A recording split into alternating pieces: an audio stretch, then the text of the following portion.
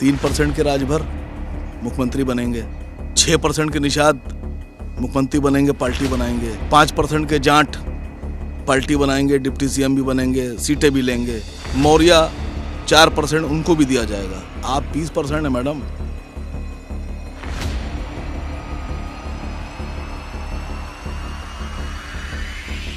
उन्होंने कहा लड़कियों लड़ सकती हूँ, लेकिन उनको कासगंज डालने में डर क्यों लगता है? क्या अल्ताफ को उनकी आवाज़ की जरूरत नहीं? खान साहब मुझे बताइए कि मायावती कहाँ है, वो क्या कर रही हैं? उन्हें पता है उत्तर प्रदेश में चुनाव हो रहा है? मुझे ये बताइए कि क्या समाजवादी पार्टी, अंग्रेजी में कहते हैं टेकन फॉर ग्रांटेड, तो ऐसा तो नहीं है कि उन्हें मान के चल रहे हैं कि भी देखिए कहाँ जाएगा मुस्लिम वोटर आखिर? ये है एक जो नैरेटिव सेट किया गया था कि एमवाई को मुस्लिम यादव कर दिया गया था, उसको भी इस बार क्लियर कर दिया गया है कि महिलाएं और यूथ हैं, और ख़ास तौर पर गौर जो है और हमारा जो मेन प्रेशर है वो यही है कि हम डेवलपमेंट के ऊपर चुनाव लड़ेंगे। वो जो आप एक कुर्सी पे बैठे हैं, दूसरी कुर्सी पे आप पैर रखे हैं, तीसरी कुर्सी पे ये बाजू रखा, चौथी पे ये रखा, पांचवी कुर्सी पे आपने जाट बिठा लिया, छठी कुर्सी पर आपने राजभर बिठा लिया, कुशवाहा बिठा लिया। हमारी कुर्सी कौन सी है मैडम? हम खड़े रहें? क्या करें हम? मैं पूछ रहा हूं आपसे।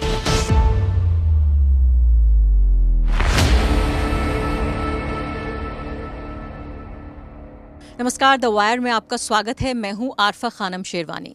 उत्तर प्रदेश में चुनावी सरगर्मी के बीच यहां लखनऊ की खूबसूरत शाम हम गुजार रहे हैं। हमारे साथ ढेर सारे मेहमान यहां पर मौजूद हैं, यानी कि वही 4 पैनलिस्ट नहीं, लेकिन उनसे कहीं ज़्यादा लोग।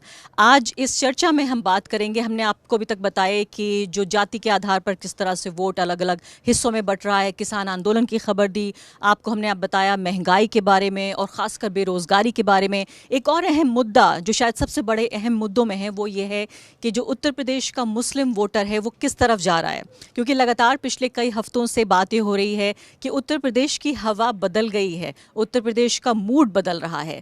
तो मुस्लिम मतदाता का मूड बदला है या फिर जो हवा पहले चल रही थी, जिस तरफ बताया जा रहा था कि एक छत्र एक तरफ मुस्लिम वोटर जा रहा है समाजवादी पार्टी की तरफ, क्या वाकई अंग्रेजी में कहते हैं उस तरह से मोनोलिथिक ग्रुप के तौर पर देख सकते हैं मुस्लिम वोटर को? उत्तर प्रदेश में देश के जो बड़े राज्य जहां पर सबसे ज़्यादा मुस्लिम आबादी है, असम, पश्चिम बंगाल, उसके बाद उत्तर प्रदेश की बारी आती है, 20% से भी ज़्यादा यहाँ मुस्लिम वोटर हैं। यानी आप ये सोचिए कि 400 कुछ सीटों में करीब 80 से ज़्यादा विधायक होने चाहिए थे, लेकिन पिछली 2017 में जो चुनाव हुए 22-23 विधायक चुने गए।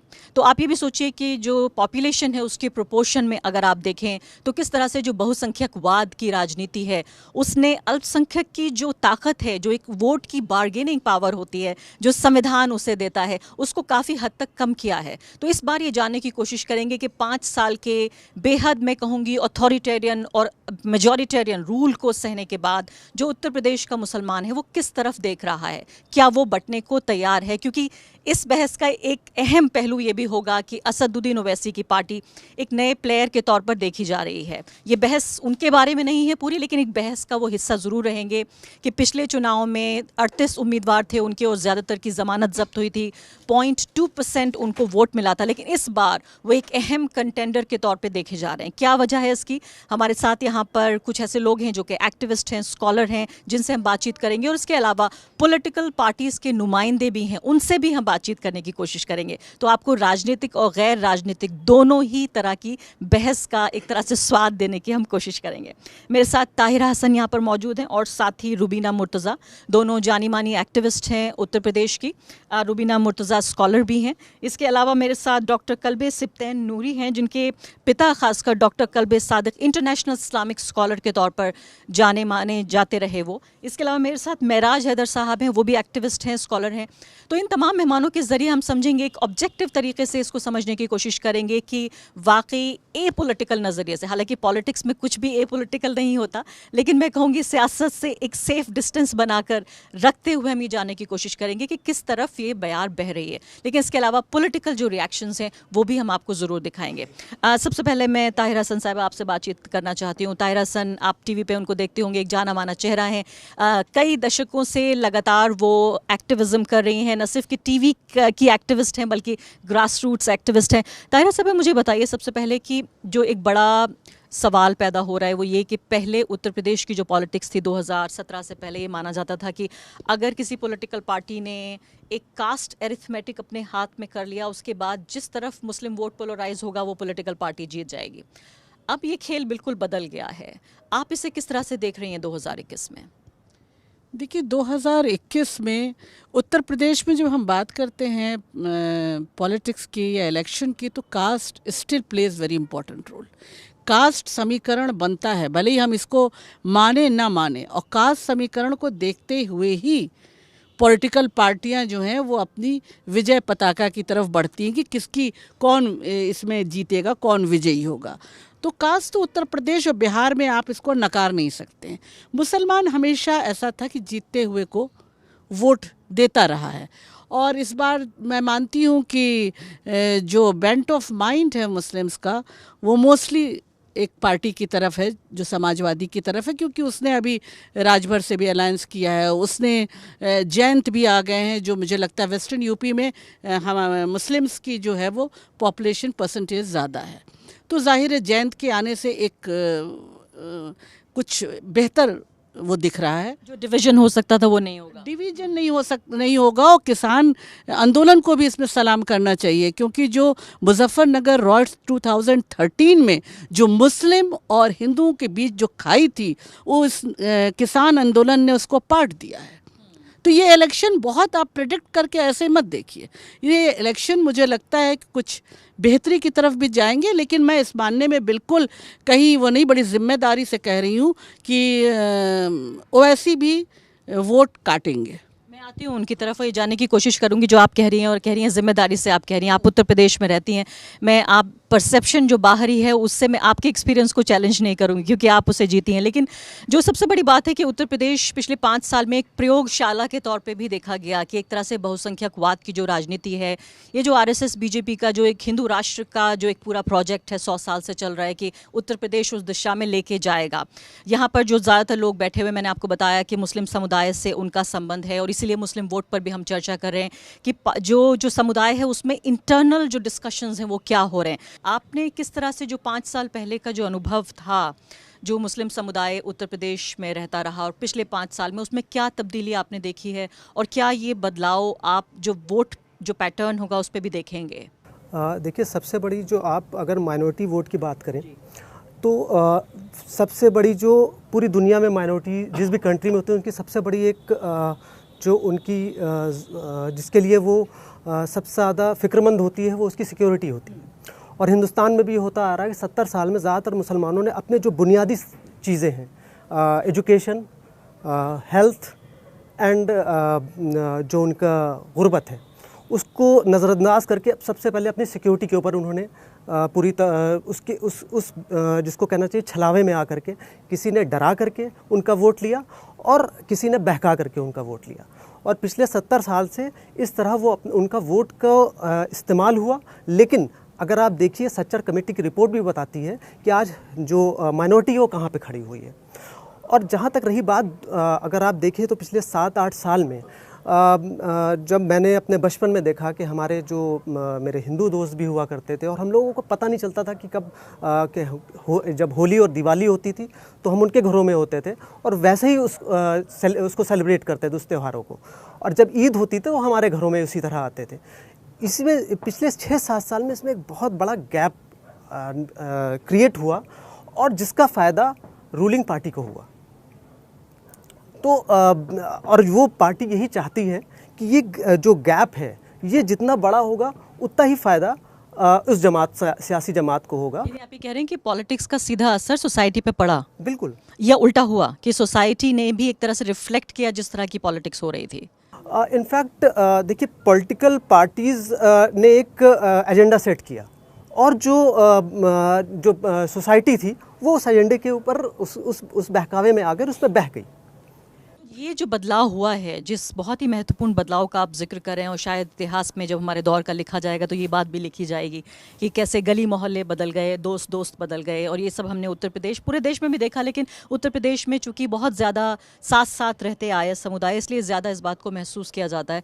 तो आपको लगता है ये रिवर्सिबल है, इरिवर्सिबल है जो एक खाई देखी जा रही है? देखिए, क्योंकि मैं बहुत ही पॉजिटिव सोच रखता हूँ, तो मेरा ये मानना है कि ये देखिए वक्ती तौर पे कुछ उन्होंने जज्बात उभारे, उन्होंने कुछ ऐसे मुद्दे उठाए जिसको और ये उसमें बहुत अहम किरदार जो व्हाट्सएप यूनिवर्सिटी ने भी अदा किया। और क्योंकि आप देखिए पहले जो एक उनका एक संगठन था, वो उसकी रीच जो थी वो महदूद थी, हर जगह पे वो नहीं पहुंच सकते थे। लेकिन इस सोशल मीडिया के दौर में जब हर हाथ में व्हाट्सएप यूनिवर्सिटी और फेसबुक और तमाम जो सोशल मीडिया प्लेटफॉर्म्स हैं, उसके थ्रू उन्होंने उसको उनकी जो माइंडसेट था, जो जनरल पब्लिक थी, जो रूरल एरियाज़ में थे, वहाँ पे उनकी जो रीच बढ़ गई। उस वजह से वो एक बहुत अहम रीज़न था जो आप 2014 से और जो अभी तक आप देख रहे हैं, उसकी वजह से मेरा यह मानना है इसमें बहुत अहम किरदार सोशल मीडिया ने निभाया। सोशल मीडिया भी है और जाहिर है उसके ज़रिए व्हाट्सएप के सर्कुलेशन के ज़रिए। रुबीना साहिबा, मुझे आप ये बताइए कि अगर हम ये देख रहे हैं कि जो एंटी बीजेपीज़म है मुस्लिम समुदाय का, कि हम बीजेपी को हराने के लिए बार बार ये बोल रहे हैं कि हम उन्हें वोट दे रहे हैं बीजेपी को दूर रखने के लिए। अभी महराज हैदर साहब ने बहुत अच्छे से अपनी बात रखी कि या तो डरा कर कि बीजेपी आ जाएगी सत्ता में इसलिए हमें वोट दीजिए, या फिर बहका के कि हम आपके लिए करेंगे, और नहीं किया गया। तो डराने बहकाने का जो ये खेल है, ऐसा लगता है कि ये अपने एक डिसाइसिव फेज़ में आ चुका है कि कम से कम चूँकि एक जो न्यूमेरिकल इन्फीरियॉरिटी है किसी भी लोकतंत्र में, एक माइनॉरिटी संख्या के बल पर तो कुछ भी साबित नहीं कर सकती, क्योंकि वो एक संख्या के बल पर एक इन्फीरियर समुदाय है। इसका मतलब कि इलेक्टोरल पॉलिटिक्स में तो हम ये नहीं देख सकते कि वो जिताने या हराने का काम कर सकती है। तो मुझे ये बताएं आप कि अगर इस वक्त हम देखें 2022 के चुनावों में 5 साल का पिछला एक्सपीरियंस साथ लेकर चलते हुए, क्या मुद्दे हैं, क्या प्रायोरिटीज़ हैं, किस बेसिस पे मुस्लिम्स वोट करेंगे? आरफा जी, हमारा जैसे कि अभी आपने भी बोला कि मैं क्योंकि एक एक्टिविस्ट हूँ तो मैं उसी तरीके से मैं अपनी व्यूज़ दूँगी। तो जैसे कि आपने हम सभी सुनते आ रहे हैं, सबका साथ सबका विकास। तो ये जो विकास है ये पॉसिबल ही नहीं है अगर यूनिटी ना हो, एजुकेशन ना हो, पॉसिबल ही नहीं है। ना हो तो विकास भी पॉसिबल नहीं है, विकास नहीं हो सकता। तो इसके बावजूद पोलराइजेशन होता है कभी कास्ट रिलीजन के बिना पर। तो मैं इसके बिल्कुल अगेंस्ट हूँ कि पोलराइजेशन जो है वो पॉलिटिक्स में नहीं होना चाहिए, क्योंकि जो अल्टीमेटली जो सीएम या पीएम जो चुन करके आते हैं, इलेक्ट होते हैं, तो वो एक नेशन के लिए, आवाम के लिए एक फादरली फिगर होते हैं। तो फिर उनको सौतेला व्यवहार किसी के साथ नहीं करना चाहिए। तो ये चीज़, अच्छा ये सिस्टम सही कैसे होगा?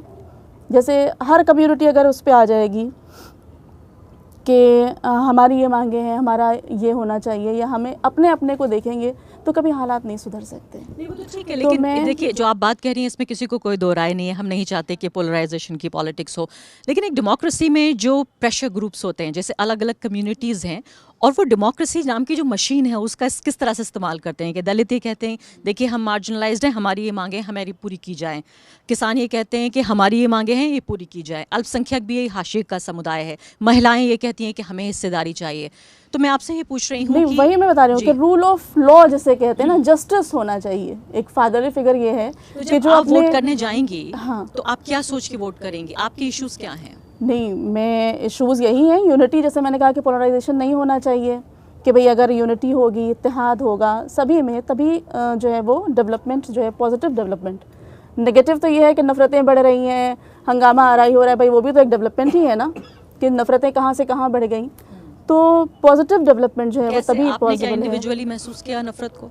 जी हाँ, सोशल मीडिया वगैरह के ऊपर बताने की ज़रूरत नहीं है। नफ़रतें तो मतलब खुलेआम दिखाई पड़ती हैं, जिस तरह की पोस्ट होती हैं, जिस तरह की अक्सर आप देखिए कि पोस्ट वगैरह तो आप छोड़ दीजिए, कभी कभी ऐसा होता है कि जैसे मॉब लिंचिंग का कोई वारदात होती है तो उसके ऊपर बहुत लाफिंग कमेंट्स होते हैं और ऐसे होते हैं कि उसको जस्टिफाई किया जा रहा होता है। तो ये मैं कहती हूँ ये नेगेटिव डेवलपमेंट है। पहले ऐसा नहीं होता था? पहले मेरी नज़र से तो ऐसा कुछ नहीं गुजरा। मैंने तो यही चीज़ें, अभी मॉब लिंचिंग की जो वारदात हुई है उसके बाद जो सोशल मीडिया पर नज़र आता है कि इस तरह के कमेंट्स हो रहे हैं, तो वो लगता है ना कहीं गलत हो रहा है ये सब चीज़ें। तो ऐसे हालात में कोई भी पॉजिटिव डेवलपमेंट तो पॉसिबल नहीं है। और हालात ऐसे सुधरेंगे कि जैसे कि शायद रविश कुमार जी ने ये बात कही थी कि जनता, मतलब इतने लोग हैं, इतनी पॉपुलेशन है इंडिया की, लेकिन जनता कम है उसमें और कार्यकर्ता ज़्यादा हैं किसी न किसी पार्टी के। तो हर आदमी जो है जनता, मतलब एक सिटीजन के उससे, आवाम के उससे लोग कम सोचते हैं और किसी न किसी पावर ऑफ सिटीजन है, वो उस पे चीज़ बात जो है वो होती थोड़ा डाइवर्ट हो गई है। मुझे ये बताइए, आपकी जैसे मैंने कहा कि जो मेजॉरिटेरियनिज्म की पॉलिटिक्स हुई वो तो ठीक है, लेकिन विकास के मुद्दे भी तो थे मुसलमानों के, तो उन सब का क्या हुआ? इसलिए मैं पूछ रही हूँ कि क्या ये मेजॉरिटेरियनिज्म की जो पॉलिटिक्स है वही हावी रहेगी?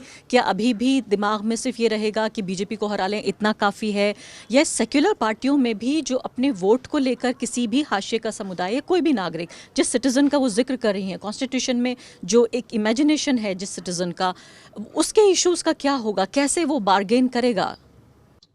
देखिए, अब मुझे लगता है कि इस इलेक्शन में भी जो माइनॉरिटी की बात हम करें तो वो काफ़ी अवेयर हुई है, वो अपने इश्यूज़ को उठा रही है। देखिए, अभी इन्होंने भी कहा मेराज ने, और हम जब बात करते हैं तो जो थोड़ा भी मुस्लिम कम्युनिटी में पढ़ के बच्चे निकल रहे हैं वो बात करते हैं सच्चर और रंगनाथ की। सच्चर तो एक डायग्नोज किया था डॉक्टर की तरह कि ये कमियां हैं, और रंगनाथ ने एक सलूशन दिया था। देखिए, उसमें सबसे खूबसूरत जो उन्होंने सलूशन दिया था कि नवोदय के तर्ज पे स्कूल खुले मुस्लिम डेंस एरियाज़ में जहाँ पे मेहनत कश लोग हैं, और उन बच्चों को इंसेंटिव दिया जाए कि वो अपने बच्चों को भेजें, क्योंकि मेहनत कश तो सुबह से शाम बैठ के काम करते हैं। अगर पेट में रोटी नहीं है तो आप एजुकेशन की बात नहीं कर सकते। ये बात किताबों में और सेमिनार में अच्छी लगती है। तो ये चीज़ें इम्प्लीमेंट नहीं हुई, रद्दी के बस्ते में डाल दी गई। कोठारी कमीशन की बात आई थी, कॉमन स्कूल सिस्टम, कि अमीर का बच्चा गरीब का बच्चा साथ पढ़े। असर की जो रिपोर्ट आई कि थर्ड का बच्चा सरकारी स्कूल में फर्स्ट स्टैंडर्ड की किताब नहीं पढ़ पाता। तो ये गैप हैव और हैव नॉट का बढ़ रहा है। तो ऐसा नहीं है, मुस्लिम कम्युनिटीज़ की सबसे ज़्यादा मार झेल रही है, वो इस इश्यूज़ पे बोलना चाहती है। लेकिन बात क्या है कि हमारी सेकुलर पार्टीज़, मैं बड़ी रिस्पेक्ट के साथ कह रही हूँ, वो जो पिच बिछाई है बीजेपी ने, उसी पे बैटिंग किए जा रही है। हैं, वो वहाँ जा रहे हैं, वहाँ मंदिर जा रहे हैं, वो कितनी घंटी बजा रहे हैं, वो कितना कर रहे हैं वो। अरे भाई, तुम सेकुलर पार्टियाँ ये समझो कि बीजेपी उसकी पीएचडी किए हुए है, तुम वहाँ कुछ कर ही नहीं पाओगे। लड़खड़ा के तुम कर रहे हो, कुछ नहीं कर पाओगे। तुम ये इशू उठाओ ना, महंगाई का इशू उठाओ ना, तेल सरसों का 200 से ऊपर चला गया, क्यों नहीं उठाते हो? एक औरत के इशू को जब तुम उठा रहे हो तो औरत के इशू क्यों नहीं उठाते हो कि गैस का सिलेंडर 1000 का हो गया? जब ओरिजिनल पार्टी है तो डुप्लीकेट पार्टी क्यों चाहिए होगी? क्यों चाहिए होगी? तो आप ये उठाइए, मुद्दे उठाइए, मुद्दे उठा के चलिए। अगर ये मुद्दे उठाने लगे तो तमाम, देखिए किसान ने मुद्दा उठाया अपना, उसने उठा के, मैं फिर उसी को रिपीट करूँगी, वेस्टर्न यूपी में एक यूनिटी तैयार की, बहुत ही खूबसूरत बात है, वो दीवार गिरा दी नफरत की। तो यहाँ भी आप एजुकेशन का इशू लेके चलिए ना। ये सेकुलर पार्टियों की भी तो जिम्मेदारी उसी पिच पे खेले जा रहे हैं। अब फोर्थ थर्ड स्टैंडर्ड के पीएचडी से क्या जीत पाएंगे? तो ये बस खेल चल रहा है। तो मुझे लगता है जनता अपने इशू पे बिल्कुल जागरूक है और वो चाहती है कि हमारे बच्चे पढ़ें। देखिए, मुस्लिम कम्युनिटी में सबसे ज़्यादा मार्जिनलाइज्ड लोग हैं, पंचर जोड़ने वाला, सब्ज़ी बेचने वाले, इस तरह के ज़्यादा हैं। और अब बारी आई है राजनीतिक बहस की, यानी हमारे साथ यहाँ पर नुमाइंदे मौजूद हैं पॉलिटिकल पार्टीज़ के अलग अलग, और मुस्लिम वोट को लेकर हम बात कर रहे हैं कि इस वक्त इस चुनाव में जो 20% आबादी है उत्तर प्रदेश की, वो किस तरफ जा रही है, क्योंकि ये एक बड़ा डिसाइडिंग फैक्टर होने जा रहा है, या फिर ये कहा जाए कि पहले से ही क्या इसका एक तरह से नतीजा तय है। मेरे साथ डॉक्टर एम एच खान साहब मौजूद हैं, BSP के नुमाइंदे हैं यहाँ पर, तारिक साहब कांग्रेस पार्टी के बारे में बात करेंगे, हमारे साथ सुमैया राना भी मौजूद हैं समाजवादी पार्टी से, और साथ ही मेरे साथ आसिम वकार साहब मौजूद हैं। टीवी पे आप अक्सर देखते हैं इन्हें, खासकर बीजेपी के प्रवक्ताओं से झगड़ते हुए, तो आज यहाँ पर मिल गए हैं और बीजेपी का कोई प्रवक्ता यहाँ पर मौजूद नहीं है। तो ये देखते हैं कि क्या बातचीत होगी, और खासकर असदुद्दीन ओवैसी और उनकी पार्टी MIM को लेकर यहाँ चर्चा ये हो रही है कि क्या वो एक स्पॉइलर का काम करेंगे या किंग मेकर का काम करेंगे, क्योंकि चाहते वो किंग मेकर होना है, लेकिन क्या वो स्पॉइलर बन के रह जाएंगे। तारिक साहब, सबसे पहले मैं आपके साथ शुरुआत करना चाहती हूँ। आप डायरेक्टली तो पॉलिटिशियन नहीं हैं, लेकिन प्रोफेशनल कांग्रेस का आप हिस्सा हैं। मुझे ये बताएं, आपकी जो मुस्लिम वोट के बारे में हम जिक्र कर रहे हैं, as a voter, as someone जो यहाँ रहता आया है बहुत सारे सालों से, क्या, मैं वही सवाल पूछना चाहती हूँ, रेपिटेटिव लग सकता है लेकिन जवाब मुझे अभी तक नहीं मिला है, कि क्या सिर्फ बीजेपी को हराने के लिए ही मुस्लिम्स वोट करेंगे? देखिए, ये नैरेटिव पॉलिटिकल पार्टी सेट करती हैं। उत्तर प्रदेश हिंदुस्तान का दिल है, और आज से 30-35 साल पहले ये भारत के अग्रिम प्रदेशों में हुआ करता था। बदकिस्मती से सारा नैरेटिव हमने सांप्रदायिक और ज़ात पात की पॉलिटिक्स में लेके जा कर के उत्तर प्रदेश का और उनके नौजवानों का बेड़ा गर्क हुआ है। जिस पार्टी से मेरा ताल्लुक़ है, मुझे कहीं कोई डिस्कशन इस तरह का नहीं है जहां हम जात पात पे बात करें। आज उत्तर प्रदेश में एक कई चीज़ें डेवलप हुई। देखिए, पहले ये था कि एक नेशनल पार्टियां, रीजनल पार्टी का एक रूज था, लेकिन बीजेपी के आने के बाद ऐसा लगता है कि नेशनल पार्टियों के बीच में लड़ाई हो सकती है। प्रियंका गांधी जी इस वक्त एक उम्मीद बन करके उभर रही हैं, ख़ास तौर से जो बड़ा वर्ग है महिलाओं का। पिछले कई सालों से उत्तर प्रदेश में जो हालात हैं आपसे छुपे हुए नहीं हैं, उनकी लड़ाई को बड़ी मजबूती से उन्होंने लड़ा है। और एक तरफ लड़ाई लड़ना और दूसरी तरफ एक ज़िम्मेदार पॉलिटिशियन की हैसियत से बात कर रही हैं। अगर उत्तर प्रदेश की आवाम एक दफ़ा मौका देती है उनको, तो किस तरीके से महिलाओं का कंप्लीट सशक्तिकरण है। नहीं, महिलाओं की बात तुम्हें समझ में आती है, बड़ी अच्छी बात है। उन्होंने कहा लड़कियों लड़ सकती हूँ, लेकिन उनको कासगंज डालने में डर क्यों लगता है? क्या अल्ताफ़ को उनकी आवाज़ की ज़रूरत नहीं है? नहीं, ऐसा बिल्कुल नहीं, ये एकदम कोइंसिडेंस है। जिस दिन कासगंज जाना था, शी वॉज़ नॉट वेल, और वो पूरा प्रोग्राम था, प्लान था, जाना था। इतना आपको उनको वो देना चाहिए। अगर आपको कासगंज है तो आपको आजमगढ़ भी याद करना चाहिए कि आजमगढ़ बिलोंग करता था किसी पॉलिटिकल पार्टी के सरबराह को, मेंबर ऑफ पार्लियामेंट थे, लेकिन वहाँ भी जो मुस्लिम फैमिली के साथ जो ज़्यादती हुई तो उसमें प्रियंका गांधी जी वहाँ लड़ते हुए दिखलाई दी थी। तो मुझे नहीं लगता कहीं इसमें बेबाकी से लड़ रही हैं, सबके लिए लड़ रही हैं, और मुझे नहीं लगता कोई डायरेक्ट बेनिफिट्स के लिए लड़ रही हैं। पॉलिटिक्स है। अगर ये धीरे धीरे करके चीज़ें लोगों के दिमाग में आएंगी, मुझे लगता है कि उत्तर प्रदेश को इस वक्त जो ज़रूरत है वो किसी ऐसे राजनीति और राजनीति लीडर्स की ज़रूरत है जो कास्ट और रिलीजन में ना बांट करके डेवलपमेंट की बात करें। बात हो रही है जहाँ 20 लाख लोगों को सरकारी नौकरी देने को प्रॉमिस किया जा रहा है, तो वहाँ मुसलमान भी आने हैं, उसमें हिंदू भी आने हैं, और यही एजेंडा सेट होना चाहिए डेवलपमेंट का। खान साहब, मुझे ये बताइए कि मायावती कहाँ हैं, वो क्या कर रही हैं? उन्हें पता है उत्तर प्रदेश में चुनाव हो रहा है? नहीं पता है? आपको नहीं पता है? आपको तो पता होगा, उनको खूब पता है, रोज़ मीटिंगें ले रही हैं।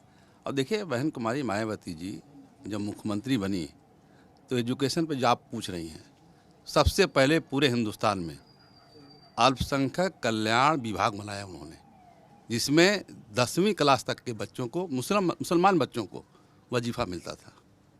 दूसरा, पूरे हिंदुस्तान में एक काम उन्होंने किया एजुकेशन के मामले में, उर्दू, अरबी, फ़ारसी यूनिवर्सिटी बनाई उन्होंने। लेकिन इस बार उन्हें मुस्लिम वोट नहीं चाहिए 2022 में। मैं क्या हिंदू दिखाई दे रहा हूँ आपको? इतनी बड़ी दाढ़ी दिखाई दे रही है आपको?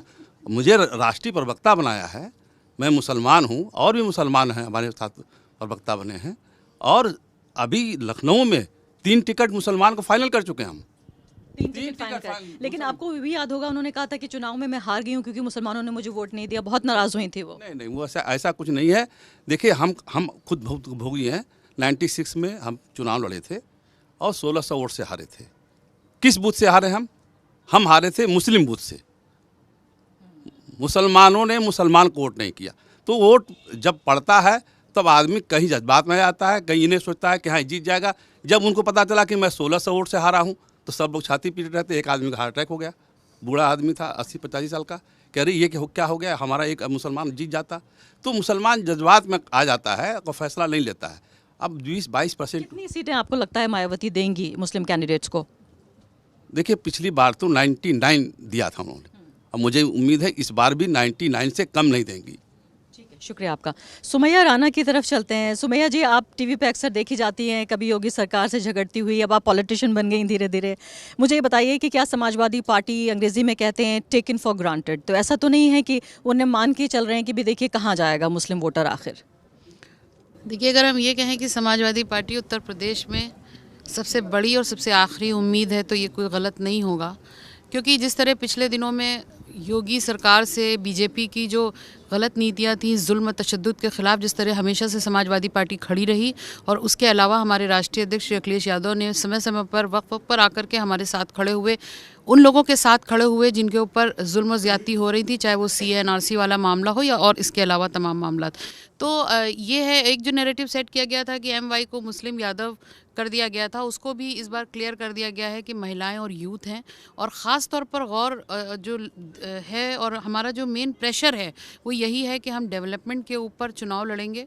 उसके अलावा हम महिलाओं की सुरक्षा के लिए करेंगे। 2012 में मैया जी, जो बात समझ में नहीं आती वो ये कि ठीक है, अखिलेश यादव को मुसलमानों का वोट तो चाहिए, कोई भी पॉलिटिशियन पॉलिटिकल पार्टी चाहती है उसे ज़्यादा से ज़्यादा वोट मिलें और एक पूरा चंक है वोटों का मिल जाए तो बड़ी अच्छी जीत की संभावना बनती है। लेकिन जो बार बार देखने को मिल रहा है वो कि जिसका वोट उन्हें चाहिए वो उसी के पास नहीं जाना चाहते, उनके बारे में बात नहीं करना चाहते।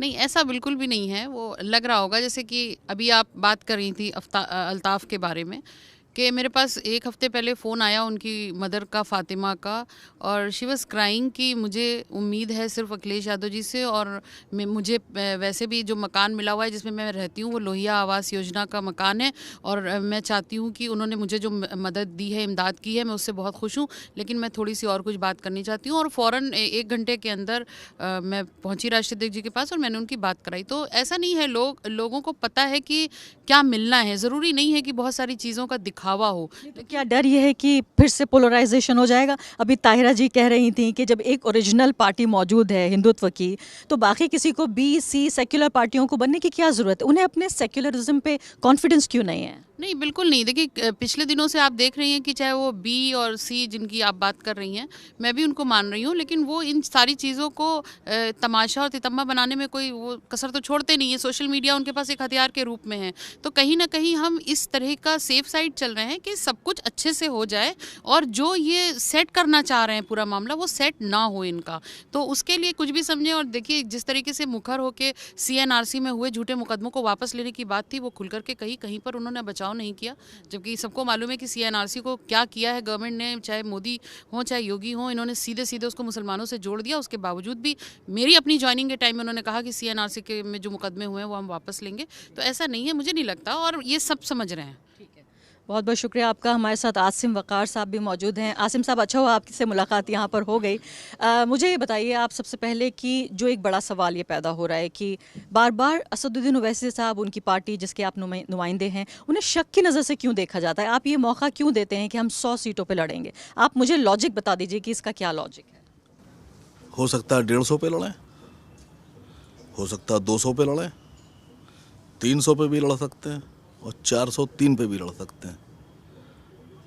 आपकी यहाँ हम सब बैठे हैं, सब मुसलमान हैं, हम सबका दर्द एक जो मुसलमानों के साथ हो रहा है, जो हिंदुस्तान में मुसलमानों के साथ हो रहा है, जहाँ हम पहुँच गए हैं, दर्द हमारा भी है, इनका भी, सबका एक जैसा दर्द है। दवा सबकी अलग अलग है, दवा सबकी अलग अलग है। मैं आपसे पूछ रहा हूँ, आपको लगता है कि हम नुकसान पहुँचाएंगे? हमारा रास्ता गलत, इतने लोग बैठे हैं, सही रास्ता बताइए, उसी पे आ जाएंगे हम। जो प्रजातंत्र में रास्ता होता है वो रास्ता मुझे बताइए, मैं आऊँगा उस पर। क्या रास्ता है? एक बार माइक घुमाइए अपनी तरफ। नहीं, आपकी बात से मैं ये सहमत हूँ कि जो सेक्युलर पार्टियां हैं उन्होंने जो धोखाधड़ी की, इसके बाद से एक तरह से डिसग्रंटल्ड जिसे कहते हैं, या एक तरह से नाराज़ है मुसलमान। लेकिन मैं ये कह रही हूँ आपसे कि जब आप 100 सीटों पे लड़ने का जिक्र करते हैं, तो एक मैं अभी भी ये जिक्र कर रही थी आपके आने से पहले भी कि एक डेमोक्रेसी में एक जो न्यूमेरिकली इन्फीरियर सेक्शन है जिसकी तादाद कम है, वो इलेक्टोरल पॉलिटिक्स में तो टक्कर नहीं दे सकता बहुसंख्यक समुदाय को। यानी मैं कह रही हूँ आप 403 सीटें अगर लड़ भी लें, मैं कह रही हूँ, तो क्या आप जीत लेंगे? मुस्लिम वोट से जीतेंगे आप? लाइए मैक लाइए, ये जो चुनाव हो रहा है इसमें राजभर अगर अलग लड़ जाएंगे, जीत जाएंगे? सवाल पूछा है आपसे मैंने। हाँ, मुश्किल है ऑफ कोर्स, इसलिए वो अलायंस में आए हैं। हाँ, अगर जयंत लड़ जाएंगे अकेले तो क्या होगा? जीत जाएंगे। केशव दत्त मौर्य अगर चुनाव लड़ जाते अकेले तो क्या होता उनका? कृष्णा पटेल अगर अकेले लड़ जाएंगी तो कितने पटेल हैं? अगर निषाद अकेले लड़ जाएंगे तो क्या होगा? 3% के राजभर मुख्यमंत्री बनेंगे, 6% के निषाद मुख्यमंत्री बनेंगे, पार्टी बनाएंगे, 5% के जाट पार्टी बनाएंगे, डिप्टी CM भी बनेंगे, सीटें भी लेंगे, उनको दी भी जाती हैं। मौर्य 4% उनको भी दिया जाएगा। आप 20% है मैडम। दुनिया में बहुत सी ऐसी कंट्रीज़ हैं जहां मुसलमान माइनॉरिटी में भी है और हुकूमत में भी है। मेजॉरिटी माइनॉरिटी कुछ नहीं होता है। आप मुत्तहिद होंगे, दुनिया आपके पीछे खड़ी होगी। आप फुटकर हो जाएंगे, फुटैल हो जाएंगे, तो अगर आप पूरी कंट्री में बटे होंगे तो भी आप ख़त्म हो जाएंगे। नहीं, आपकी किसी बात से मुझे दो राय नहीं है। मैं ये कह रही हूँ आइडियली अगर मैं देखूँ तो आपकी बात में बिल्कुल वजन है जो आप कह रहे हैं कि एक डेमोक्रेसी में वोट की कीमत होनी चाहिए और जितनी तादाद है उतनी हिस्सेदारी होनी चाहिए, जिसकी जितनी संख्या भारी उतनी उसकी हिस्सेदारी। ये बहुत पुराना सोशल जस्टिस का फॉर्मूला है। लेकिन मैं ये कह रही हूँ कि जो ये मेजॉरिटेरियनिज्म की, पोलराइजेशन की पॉलिटिक्स है, ऐसे में जो मॉडल है उसी में डिफेक्ट है। तो आप हासिल क्या करना चाहते हैं? मुझे आपकी बातों से कोई दो राय नहीं है। मैं ये कह रही हूँ कि इसका पॉलिटिकल फॉर्मूला क्या है जिसके तहत आप 100 सीटें लड़ेंगे? मैं आपसे पूछ तो रहा हूँ कि हमारा रास्ता हम माने ले रहे हैं गलत, आप सही रास्ता बताइए, हमारे आप सब बताइए। बोलिए तो मैडम एक बार प्लीज। नहीं, आपका काम है, मैं आपसे सवाल पूछ रही हूँ आपकी पार्टी के बारे में। मैं भी बोलूंगी, आप बोलिए। नहीं, आपसे रास्ता अभी कैमरा आपकी तरफ है। मैं रास्ता पूछ रहा हूँ क्या होना चाहिए। नहीं, मेरा मतलब रियलिस्टिकली अगर पॉलिटिकल एक्सपर्ट से, मैं ये कह रही हूँ पॉलिटिकल एक्सपर्ट से अगर आप बात करें तो वो कहते हैं कि रियलिस्टिकली अगर असदुद्दीन ओवैसी 10 सीटों पे लड़ते तो शायद उनकी पॉलिटिकल सिंसियरिटी जो है वो ज़्यादा जाहिर होती, बजाय इसके कि 100 सीट एक शगुफा जैसा लगता है। 150 भी लड़ सकते हैं। उत्तर प्रदेश में 143 सीट मुस्लिम डोमिनेटेड है, मुस्लिम डोमिनेटेड। हम लड़ेंगे 143-45 सीट, 50 सीट, क्या प्रॉब्लम है? आपको लगता है कि हम आपको नुकसान पहुंचा रहे हैं? हमसे दोस्ती कीजिए, हाथ मिलाइए। हम आपको नुकसान पहुंचाना नहीं चाहते, लेकिन हम अपनी कुर्सी पे बिठाना भी नहीं चाहते आपको। वो जो आप एक कुर्सी पे बैठे हैं, दूसरी कुर्सी पे आप पैर रखे हैं, तीसरी कुर्सी पे ये बाजू रखा, चौथी पे ये रखा, पांचवी कुर्सी पे आपने जाट बिठा लिया, छठी कुर्सी पर आपने राजभर बिठा लिया, कुशवाहा बिठा लिया। हमारी कुर्सी कौन सी है मैडम? हम खड़े रहें? क्या करें हम? मैं पूछ रहा हूं आपसे। हम आपकी कुर्सी नहीं मांग रहे। सपा जीतेगी, अखिलेश जी ही बनेंगे मुख्यमंत्री, गारंटी है मुझे इस बात की, मुझे यकीन भी है। बहुजन जीतेगी, मायावती जी ही बनेंगी। मैं कहाँ मना कर रहा हूँ? मैंने मना थोड़ी ना किया। मैं तो ये कह रहा हूँ कि अगर आप हमारा वोट ले रहे हैं तो आप हमें दीजिए तो कुछ। 143 सीट हैं मुस्लिम डोमिनेटेड, हम 20% उत्तर प्रदेश में, हमारी सीटें हो रही 81। कितनी सीटें देंगे आप हमें? सीट देंगे 20, 22, 25 लड़ने के लिए, और वोट आपको पूरा चाहिए 20%। मैं बात से आपकी दो राय नहीं है, लेकिन जो स्ट्रक्चर है उसमें फॉल्ट है कि जो आप बात कह रहे हैं वो एकेडमिकली किताब में लिखने के हिसाब से बहुत अच्छी है, लेकिन जो ज़मीन की पॉलिटिक्स है उसके लिए बड़ी, मैं कहूँगी, प्रैक्टिकल नहीं है। बहुत बहुत शुक्रिया आसिम साहब, आपने हमसे बातचीत की।